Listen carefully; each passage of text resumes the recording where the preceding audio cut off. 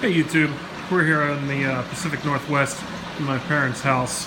They are not on utility water, and they have put in a rainwater catchment system. It consists of three 3,000-gallon tanks, pressure tank, well pump, two-stage filtration with UV light in the middle, and it feeds two buildings. What I'm doing right now is we're getting a rainstorm outside, so I'm purging the end tanks.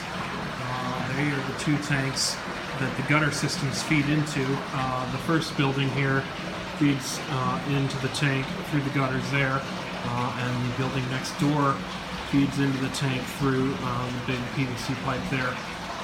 And then all the tanks cross level through the valves. At the bottom, our water is drawn through the center tank. So rainwater comes in, comes down, flows through the cross leveling valves and into the center tank, and then out to our pump and filter system. So I'm draining these two end tanks, keeping the middle tank at its current full level. I'm going to then close the tanks off, let them refill with fresh rainwater, at which point I will drain the middle tank and let everything cross level, and we'll have a fresh batch of water.